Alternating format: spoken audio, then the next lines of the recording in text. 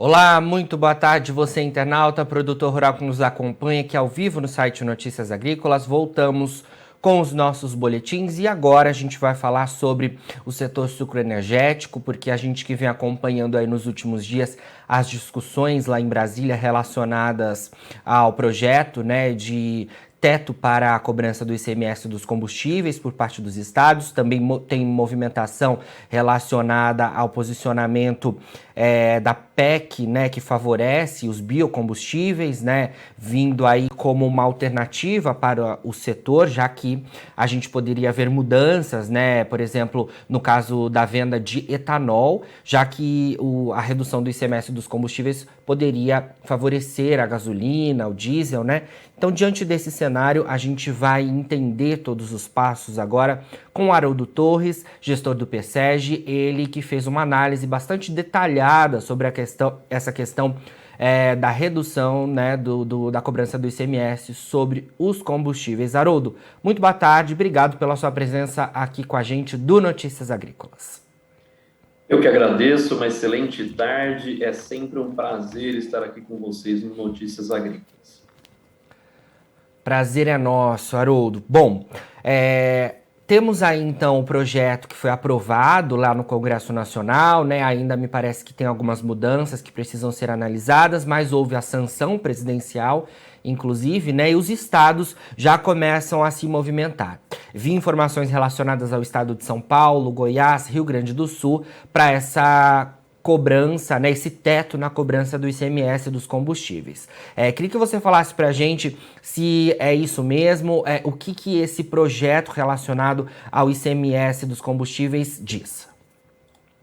Bom, o primeiro aspecto que eu quero trazer aqui diz respeito especificamente ao projeto de lei complementar, o famoso aí PLP 18/2022.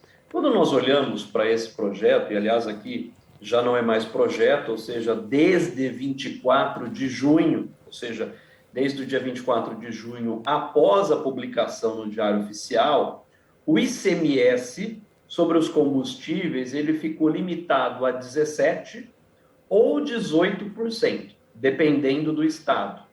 Então eu tive um primeiro impacto que é no ICMS, principalmente de gasolina, e o segundo impacto diz respeito a todos os impostos federais, tais como PIS, COFINS e CID, que foram zerados até 31 de dezembro deste ano.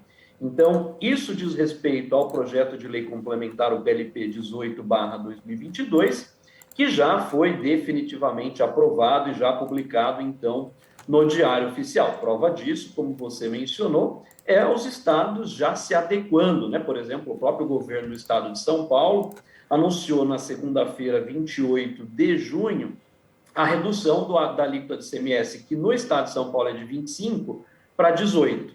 Então é sobre isso que eu quero começar a nossa discussão. E aqui eu quero fazer uma discussão sobre a diferença tributária, a diferenciação tributária entre a gasolina C e o etanol. Só para vocês terem ideia, no estado de São Paulo, hoje, o ICMS cobrado, até então, o ICMS cobrado na gasolina C, na bomba, era até então de 25%. E do etanol, era de 13,3%. Onde é que o setor ele começou a se preocupar fortemente? Primeiro, nós temos um diferencial tributário, o etanol, em relação à gasolina. Ou seja, nós somos tributados com uma alíquota de ICMS de 13,3%, enquanto a gasolina era de 25%.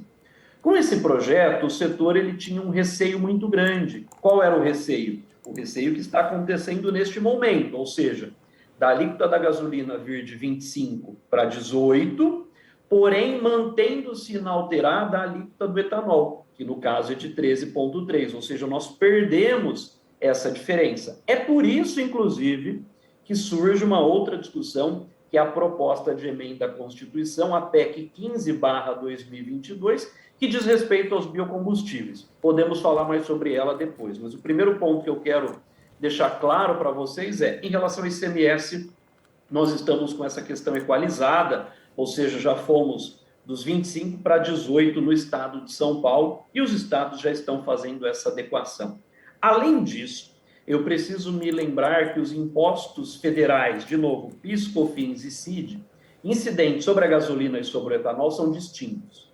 Só para vocês imaginarem, a gasolina, ela tem na prática um imposto de PIS, COFINS de 79 centavos por litro e adicional mais 10 centavos por litro de CID. Ou seja, o governo federal ele zerou estes impostos 89 centavos, 79 centavos de PIS e COFINS e 10 de CID. Só que no etanol, nós não tínhamos a incidência de CID e não tínhamos a incidência, na prática, nós tínhamos uma incidência muito menor de PIS e COFINS sobre o etanol, que era de 24 centavos. Então, aqui surge a maior discussão que foi feita em relação ao setor sucroenergético com essas aprovações. Porque o setor sucroenergético, dado que nós estamos falando do etanol, de um biocombustível renovável, que gera uma externalidade positiva, ele carece de uma diferenciação tributária. E quando nós zeramos os impostos federais e zeramos aqui indiretamente toda essa diferença que existia nos tributos federais em relação ao etanol e à gasolina, eu perdi essa primeira diferença. E o segundo, em relação ao ICMS, que nós podemos discutir na sequência, é justamente tentar manter a diferença existente. Porque hoje, tal como ainda acontece hoje, eu simplesmente fui de 25 para 18, mas mantive o etanol com 13,3. Perfeito. E diante de todo o cenário que você pontuou, Haroldo, inclusive uma demanda do setor sucroenergético, né, através do Senado, veio essa PEC que está sendo analisada, inclusive vi recentemente, acho que ontem, teve uma comissão especial discutindo tudo isso, para que os combustíveis que são os biocombustíveis, na verdade, né, eles tenham uma compensação ante os fósseis. Não é isso? A gente tem hoje os preços da gasolina já sendo baixados e daí a gente pode haver uma queda nas vendas, por exemplo, do etanol. Essa discussão está né, em linha com toda essa questão dos biocombustíveis, de eles terem fatores sustentáveis também relacionados. Como é que você vê toda essa movimentação e você acredita que o setor sucroenergético, né, e os biocombustíveis, de um modo geral, devem aí de alguma forma ter um posicionamento do Congresso Nacional também? Perfeito. O ponto que a gente tem que discutir agora é justamente esse. Se nós olharmos para São Paulo, quando o nosso São Paulo, o maior produtor e maior consumidor, o ICMS da gasolina era 25 e o do etanol era 13,3, ou seja, eu tenho aqui uma diferença de quase 53,2% de diferença entre as duas alíquotas.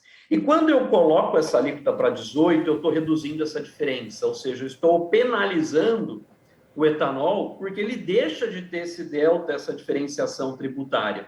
Só que nós precisamos lembrar que essa é justamente a proposta da PEC dos biocombustíveis, a proposta de emenda à Constituição, a PEC 15/2022, ou seja, de manter essa diferença. Se a ideia é manter essa diferença, ou seja, se em São Paulo eu tenho essa diferença percentual de 53,2%, vezes os 18, que é para onde a alíquota da gasolina foi, a nova alíquota, se aprovada a PEC dos biocombustíveis para o etanol, ela cairia de 13,3%, ela viria para 9,6%. E aqui a gente precisa lembrar que no Senado ela já caminhou.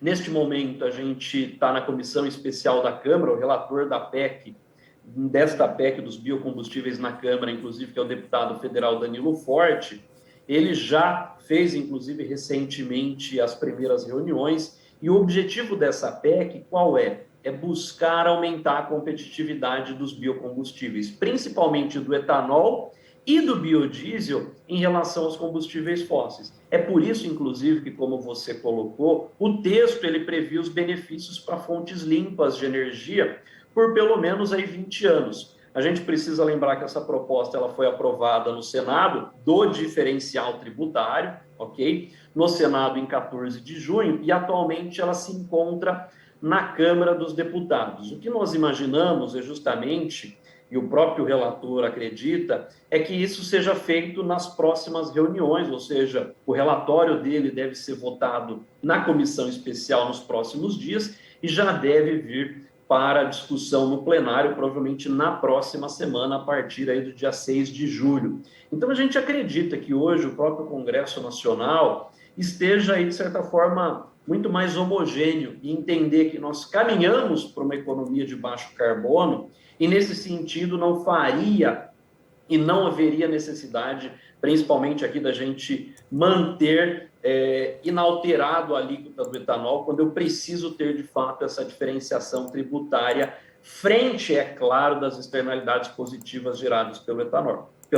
A grande dor que fica é justamente os estados, no momento como estamos, de indiretamente dificuldades fiscais, já abriram mão de uma parcela expressiva de receita fiscal da gasolina, abrirem agora também uma parcela expressiva de receita fiscal advinda do etanol. Então, de um lado, eu tenho que fazer uma escolha, ou uma escolha social e ambiental, do ponto de vista pró-etanol, e o outro principalmente aqui a austeridade das contas públicas. Mas eu tenho certeza e acredito que o nosso Congresso brasileiro vai caminhar muito mais numa questão pró-ambiental e pró-manutenção das externalidades positivas geradas pelo etanol, consequentemente aprovando a PEC dos biocombustíveis, que vai levar, então, à manutenção dessa diferença em termos percentuais das alíquotas do ICMS. Porém, nós não podemos esquecer que os valores dos impostos federais foram zerados para todos até 31 de dezembro. E como eu mencionei anteriormente, no caso da gasolina, só a gasolina recebia 79 centavos de PIS/COFINS e o etanol 24. Agora os dois estão zerados, ou seja, aqui eu perdi competitividade. Então, eu quero dizer que apesar de caminhar a PEC dos biocombustíveis, e eu vou manter equalizada a diferença, o diferencial tributário em relação ao ICMS, nós ainda teremos um pequeno impacto, uma vez que esse delta nos tributos federais nós perdemos.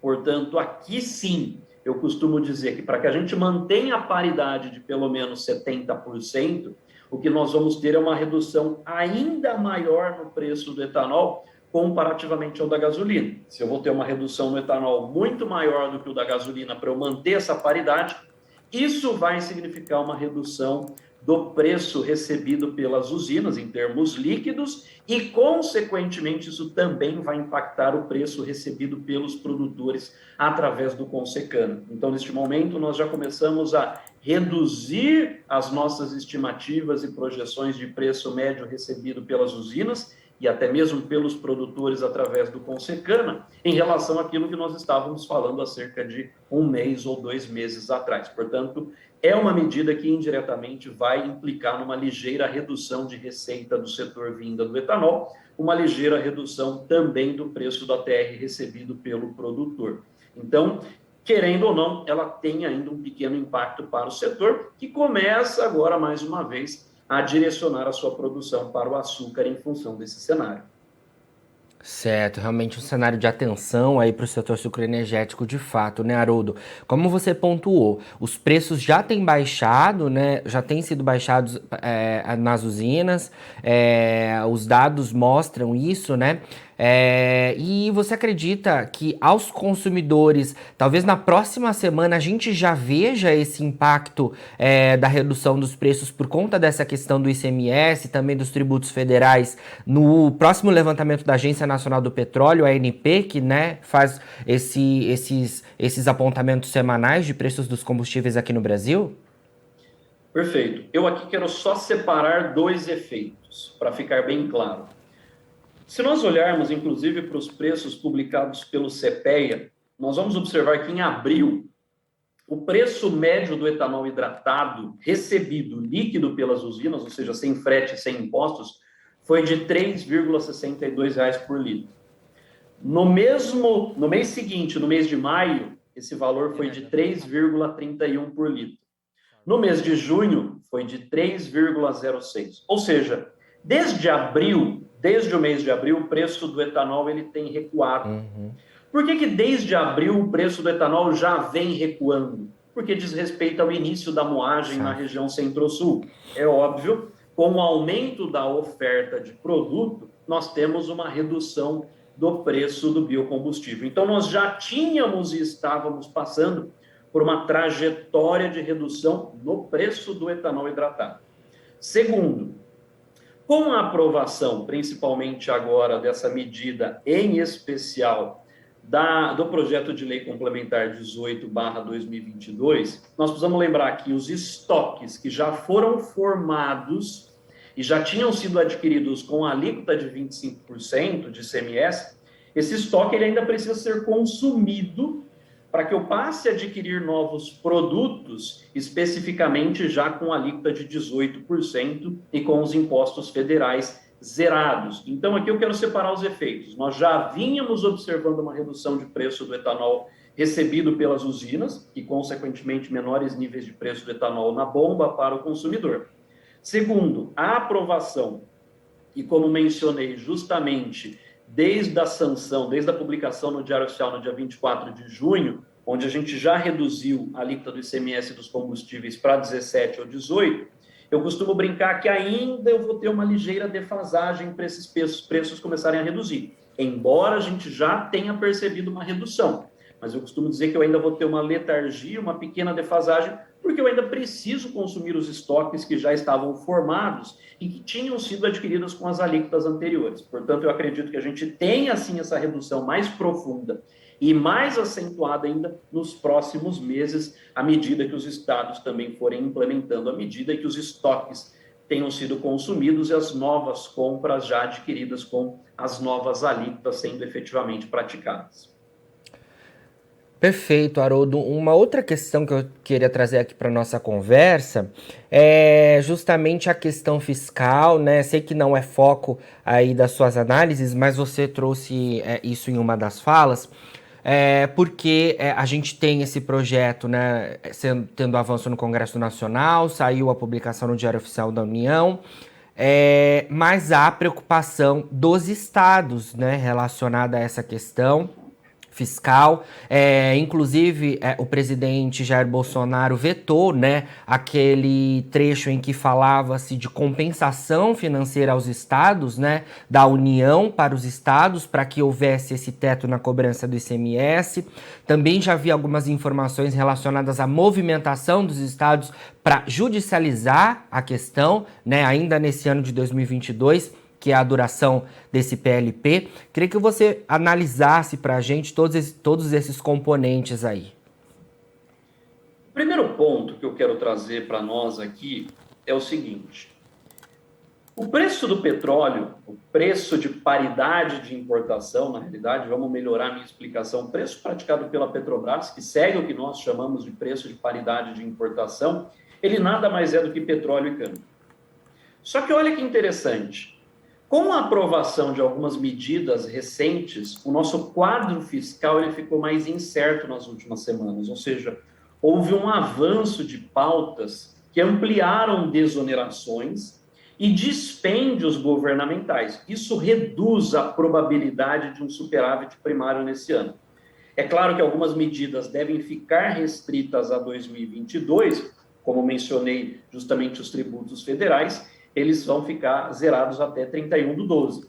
Porém, outras têm caráter permanente, com consequências para a trajetória da dívida pública. Por que eu estou falando isso? Porque tudo isso, toda vez que o risco fiscal ele aumenta, ou seja, esse risco de déficit primário ele aumenta, isso leva a quê? A um estresse na taxa de câmbio. Então, isso nós observamos nos últimos dias, dado o cenário fiscal mais desafiador, isso está impondo uma depreciação no real, ou seja, o aumento dos juros dos países envolvidos, ele não favorece as moedas dos países emergentes. E no Brasil, além disso, nós estamos tendo esse outro risco, que é o risco fiscal, que exige cautela. Então, olha, eu estou criando algumas medidas, mas estou esquecendo que o preço de paridade de importação da gasolina, dado pela Petrobras atualmente, ela também olha o câmbio. Então, nós estamos atacando, talvez, o problema de uma forma que esse impacto vai ser pago num outro momento. Então, é a única provocação que eu colocaria para que a gente tome um pouco de cuidado, porque toda vez que a gente olha para esse conjunto de benesses, como está sendo colocado agora, até inclusive denominado mais recentemente até da PEC Kamikaze, né? Ou seja, que a ideia é dobrar o valor do Vale Gás, criar um auxílio para os caminhoneiros de R$1.000, incrementar em 50% o teto do Auxílio Brasil, ou seja, ele de 400 para 600, todas essas medidas, elas elevam os gastos do governo federal em 40 bilhões de reais esse ano. E é por isso que a taxa de câmbio ela começa a se tensionar. Então, isso vai levar... Eu criei algumas medidas para desonerar combustíveis, mas se eu levo de novo a um aumento de preço, aqui ao aumento da taxa de câmbio, a uma desvalorização do real, isso pode tensionar mais uma vez o preço praticado pela Petrobras no caso da gasolina. Então, eu costumo brincar aqui que nós resolvemos de um lado, abdicamos aqui principalmente das questões tributárias, mas precisamos tomar aqui um ligeiro cuidado, porque neste momento o nosso cenário fiscal ele passa a ser mais desafiador e pode nos impor, de certa forma, uma depreciação ainda maior, especificamente do nosso real. O que para algumas usinas, do outro lado, pode relativamente ser favorável, ajudando inclusive no cenário de exportação do açúcar. Perfeito, Haroldo. Olha, muito obrigado pelas suas informações aqui com a gente, viu? Sempre que tiver novidades aí do PSEG, queremos contar com a sua participação por aqui e certamente nos falaremos muito ainda nesse ano de 2022. Perfeito, é sempre um prazer estar aqui com vocês. Muito obrigado.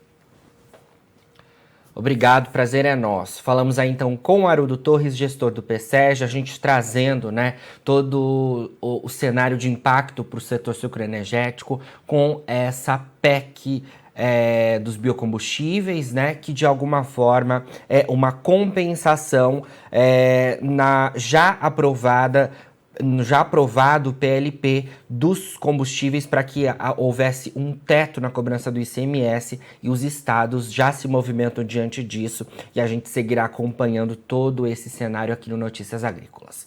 Agora, na finalização dos nossos boletins, você encontra as nossas redes sociais, siga a gente por lá para se manter atualizado sobre todas as informações do agronegócio brasileiro. E eu queria lembrar vocês que estamos nos últimos dias para a premiação, né, a inscrição na premiação Melhor História de um Agricultor. É só acessar o site Notícias Agrícolas e enviar as suas histórias para a gente analisar, né? E você pode ser premiado, né? Diversos prêmios estão aí sendo disponíveis para as melhores histórias do agronegócio brasileiro, da agricultura tão importante para o nosso país. Fica por aí, daqui a pouquinho tem mais boletins ao vivo e não se esqueça, Notícias Agrícolas, 25 anos ao lado do produtor rural. Participe das nossas mídias sociais no Facebook Notícias Agrícolas, no Instagram @Notícias Agrícolas e em nosso Twitter @Notiagre. E para assistir todos os nossos vídeos, se inscreva no YouTube e na Twitch Notícias Agrícolas Oficial.